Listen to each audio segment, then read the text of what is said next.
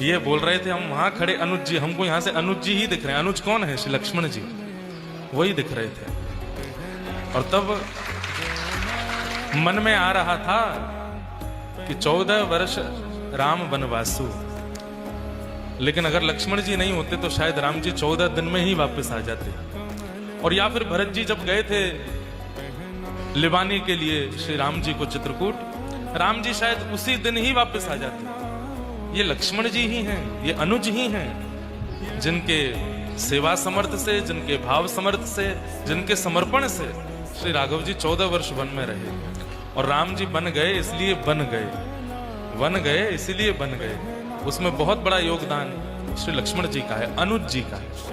तो ऐसे ही अपने आप को अनुज कह रहे हैं, हमको राम कह रहे हैं। तो हमारी तो सेवा बहुत जल्दी विश्राम हो जाती भागवत जी की, अगर अनुज जी हमारे संगत नहीं होते तो। इन्होंने बहुत परिश्रम किया है।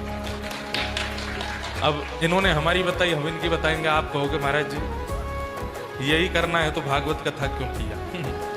लेकिन इनकी बड़ी सेवा है।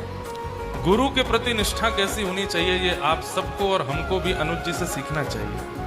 हमारे पूज्य गुरुदेव भगवान पूज्य पिताजी महाराज कई बार क्रोध में यदि ऐसी बात बोल देते हैं जो किसी के समर्थन में ना हो, तो भी अनुज जी मानते हैं और कोई नहीं मानता।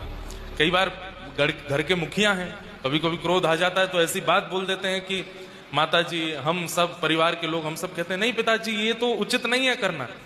लेकिन अनुज जी तब भी कहते हैं सरकार देख लीजिए ना, गुरु जी कह रहे हैं तो कर दीजिए।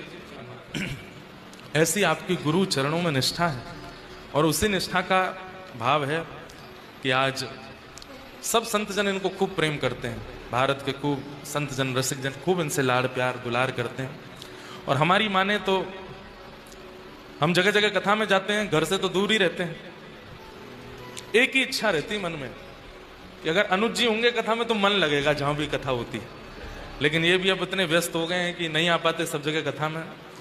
तो इनसे हमारी खूब मीठी, जैसे रूठा रूठाई चलती है ना, वो भी होता रहता है।